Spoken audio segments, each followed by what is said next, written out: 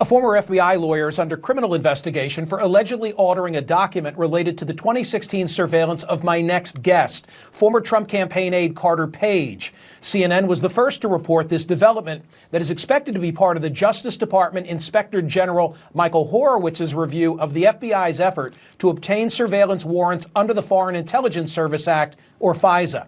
According to sources, the change was significant enough to alter the meaning of the document. But according to the New York Times, Horowitz did not assert that it changed the validity of the surveillance application. We're told that Horowitz investigators confronted the witness about the altered document, and the former FBI lawyer admitted to the change. But according to sources, the entire Horowitz report is expected to conclude that the Russia probe was launched properly, but low-level employees made mistakes and improperly handled Page's surveillance warrant application. Joining me now on the phone is the man at the center of that 2016 FISA application, former Trump campaign aide Carter Page. Carter, here is my takeaway. Obviously, not having read the Horowitz report, which is not yet in the public domain, but relying on the initial report from CNN, the Washington Post, the New York Times, it seems that you perhaps were done wrong. But on the fundamental question of whether the probe was born from bias, that is an emphatic no. Well, Michael, I think, you touched on it. You said the altered meaning of the testimony, right? We have seen that for 3 years straight now, right? The information that journalists got from the DNC consultants, and which was eventually published by Yahoo News and U.S. government media outlets, it was always altered, right? I mean, it's just more of the same. I mean, this is exactly what they've been doing from the beginning. So I don't think there's much surprise there, but yeah. But I feel for you. I mean, it seems, as I say, and look, I'm looking at the front page of today's New York Times. It's the lead story above the fold. Report is said to clear FBI of bias claims, but sloppiness is cited in Russian inquiry. The sloppiness pertains to you. Quote, errors and omissions, altered an email, sloppy and unprofessional, a text from someone totally inappropriate. The crazies finally won. But what I, as a citizen, am most interested in, with no disrespect to your personal interests, was the probe born of bias? And the answer to that is no.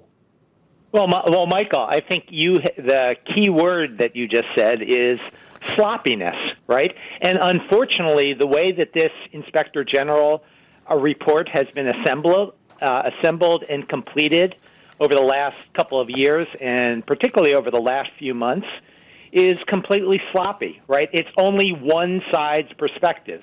We'll see whether what the New York Times reported is the complete story. But by all accounts, all I know is, Mr. Horowitz in September had said that they've interviewed 100 people, right? And most of these people were involved in this coup cabal from the very beginning. So, it's been very, very sloppy all along.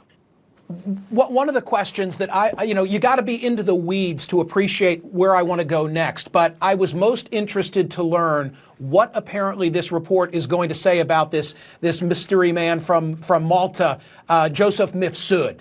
And for those who know the underlying facts, it's Mifsud who tells Papadopoulos that the Russians have dirt on Hillary. And the allegation has been that he was really an FBI person.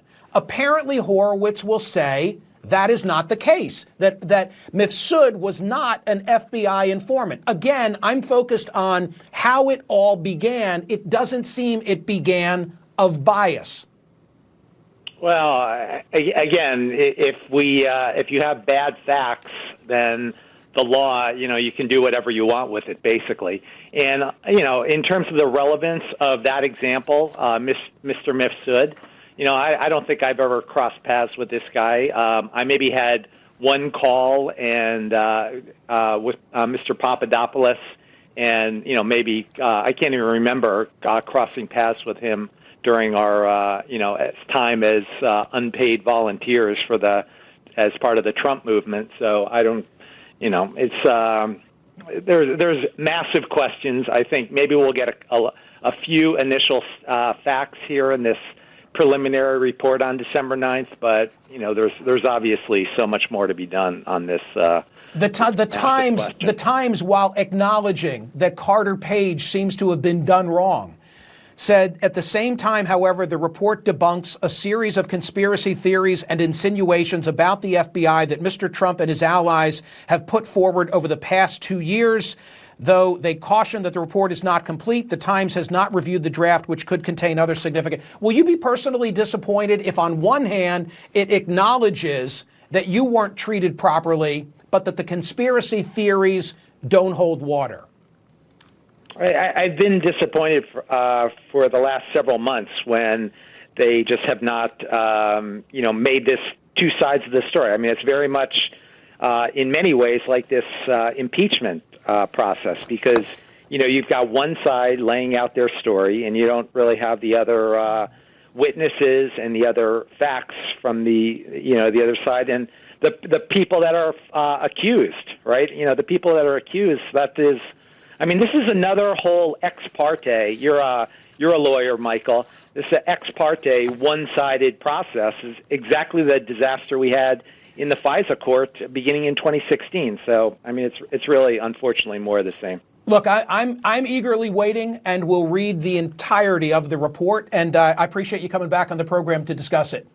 Great to talk with you, Michael. Thanks.